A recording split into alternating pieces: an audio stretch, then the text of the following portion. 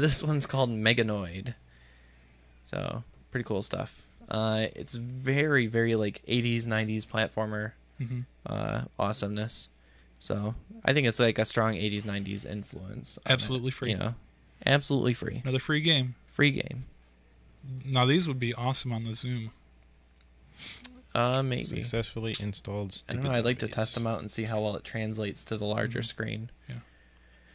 So there's my desktop. I'll bring up Meganoid. Orange Pixel mobile gaming. I got so many There's games. that flicker again. I have to see if there's an update or something. Yeah.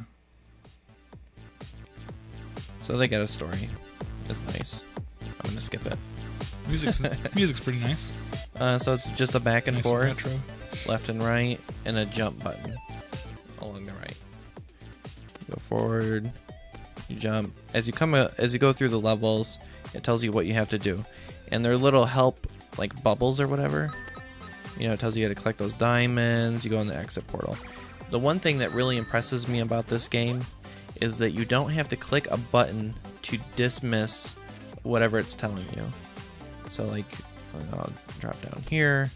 You don't even have to care what that thing said. If you just want to figure it out, then you just figure it out yourself. Come on. Oh. Yeah, if you double tap on the jump, he'll jump in the air. So you needed to get up there. And when you walk, generally speaking, when you get close enough to these diamonds, they fall. So a lot of times you can just walk underneath them and they'll fall down, but sometimes they're just out of reach and you have to jump up there. So, but it's a pretty straightforward game. Just left and right and jump. Perfect for Android though, I think. Yeah. Especially with this big screen on the Evo. Mm-hmm. But the guy says he calls it Meganoid because it's kind of like a mix of influence between Metroid and Mega Man. Yeah. So I can kind of see that. There we go. He's got like headphones on. But he kind of looks like the Mega Man. It's like a modern retro game. Yeah. So again, there's not much to it, but there doesn't really have to be.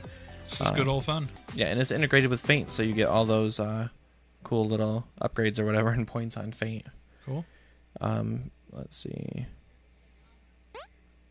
Ooh. The controls, though, you can move it so that you tilt to move and then touch to jump. Just a little bit different if you like the interaction. You can, if you have a phone that has a D-pad, like the Droid or whatever, and then you can use that. So, pretty cool. These guys were really thinking when they made this. Yeah. I like to see a nice variety of controls like that. And especially considering the physical keyboard, you know, I don't have one anymore. But, you know, it's nice. But one of the cool things that I like as well is fortunately for me, you didn't see me do a lot of this when I was playing it. But when you die, it reloads like right away. So there's very little penalty for trying to, you know, just make it through the level. You die, boom. And of course it takes away your lives. But I don't know. Especially when you're playing a game like this that has such a short time frame. Because if you notice on the top right, it has a little count right there. And at the end of each one of the levels, it counts how much time you had left. So really the whole purpose of the game is not just to get through it, but to get through it in this limited amount of time that they give you. Dang it. It could use a couple graphical, like, the graphics are a little rough around the edges, and some of that I'm sure is by design. Yeah. But it's a little... But not all of it. like the background's still a little distracting, but... Yeah. I like it. Meganoid. But very cool stuff. Yeah, very cool. And it's in the Android market for free.